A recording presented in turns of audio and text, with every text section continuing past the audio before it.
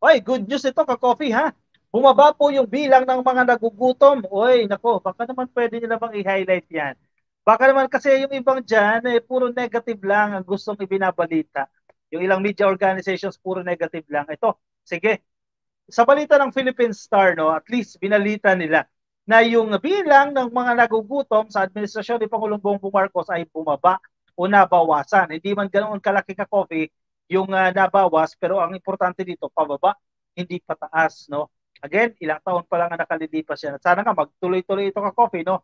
At hindi lang itong hunger rate, no, ang bumaba. Yung employment rate naman natin, tumaas naman yan. Ibig sabihin, dumami yung nagkaroon po ng trabaho sa administrasyong ito ni Pangulong Bongbong Marcos. Ibig sabihin, unti-unti na pong nag-take effect itong mga ginagawang mga programa ng ating administrasyon. Minsan hindi mo siya mapapansin kapag paunti-unti, no? Bawa ito, magbibigay, may tupad na programs, itong AX naman, at kung ano-ano pa mga program, iba't ibang agencies.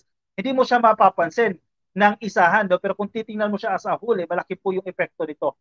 Sige, sa balitang ito ng SWS, actually, November 26 pa itong balita na ito, kakofe, pero at least ngayon, nabibigyan na ito ng emphasis, no?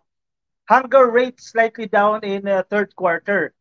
Sa fourth quarter na tayo ka-coffee pero wala pa naman po tayong uh, resulta no ng research no pero ang batayan pa rin natin itong third quarter na hindi nabigyan ng pansin no kinalimutan ng ilang media organizations dahil good news yan sa administrasyon. Siyempre hindi nila masyadong ibabalita yan. One in every 10 Filipino families has experienced involuntary hunger in the third quarter of the year, slightly down from previous quarter. A recent survey conducted by Social Weather Stations or SWS showed. Yan, bumaba. Bahagya lang ka-coffee, hindi ganoon kalaki. Pero at least gumalaw ito pababa.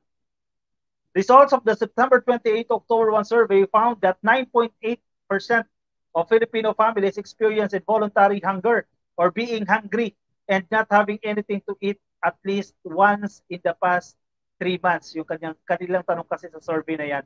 Sa looban ng 3 buwan, may pagkakataon ba na parang wala kang makain? Check mo yan, di ba?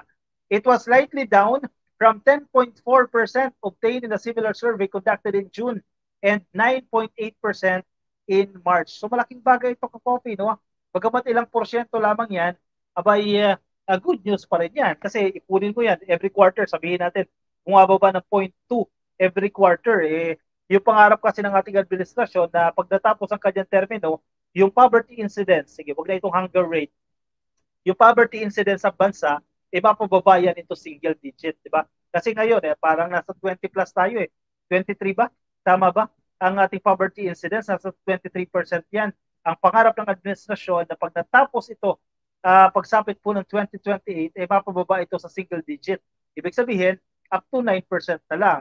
So, yan ang pangarap. At hindi naman yan isang pitik Hindi naman isang tulog Ma-achieve mo yung pangarap na yan Slowly but surely, no? Sabi ko nga, kahit 0.2% lang kada buwan, malaking kada buwan, kada quarter na, malaking bagay na po yan para sa ating mga kababayan, para sa Pilipinas. No? Once na magtuloy-tuloy itong mga magagandang numero na ito, pagdating po sa hunger rate, sa poverty incidence, employment rate, unemployment rate, etc. Sige, dumako naman tayo dito sa labor force sa usapin ng mga manggagawa. Kung papansinin ninyo, ang employment rate natin, tumaas yan. Ibig sabihin, marami po ang nagkatrabaho, no? Dahil sa sunod-sunod na efforts din ng ating administrasyon para i-address itong unemployment rate o yung bilang naman ng walang trabaho. Teka, anong nangyari? Ba't sobrang laki? O sige, employment rate, yan po ay 95.8% ngayon from 95.5 in October 2022. So isang taon na nakalilipas ka, Coffee, no? Umangat naman yan ng 0.3%. Malaking bagay yan. Ibig sabihin, nadagdagan po o dumami yung mga Pilipinong nagkaroon ng trabaho.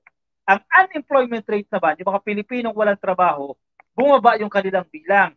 Nasa 4.2% na lang po ito. Kung ihahambing natin noong October 2022, nasa 4.5 po yan. 0.3% lang din na binaba dito. Pero sabi ko nga, kung every year, sige, or every quarter, bababa ng bababa yan, malaking bagay po yan. And recently, nagkaroon ng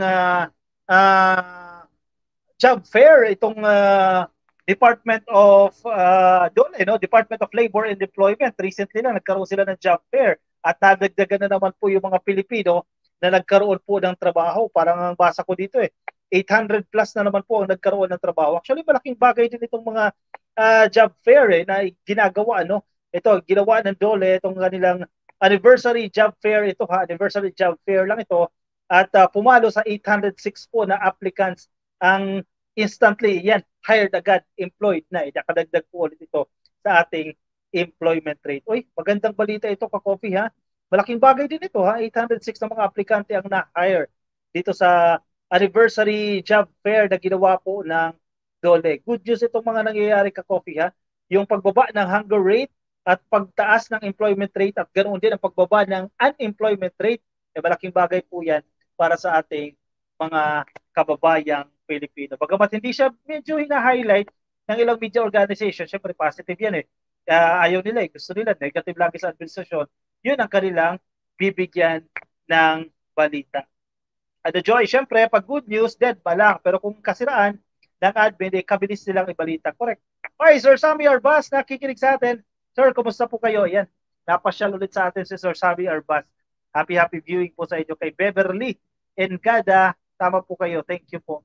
Kay Aqua B, sabi ni Shirley Dawa, agree to you ha. For me, that is disrespect to the President. Pero tinawag, teka, parang ano ito ka-coffee ha. Putol.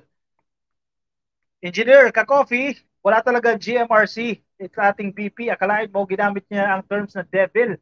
Hindi siya dapat maging pagulo sa kanya galing ang salitang tambalos-los. Nakaka-turn off. May pinagmana. May pinagmanahan ba? Sir, ganyan ba yan? Dear Dagalbes, ganyan ang mainstream media kapag good news ayaw ibalita kaya hindi nalalaman ng mga ordinaryong mamamayan. Yun lang sa coffee, no? Pero sige, tayo na lang magbalita niyan. Kung ayaw nila yan, iniiwasan nila yan, tayo na lang po ang mag-push, magbalita sa mga bagay niya.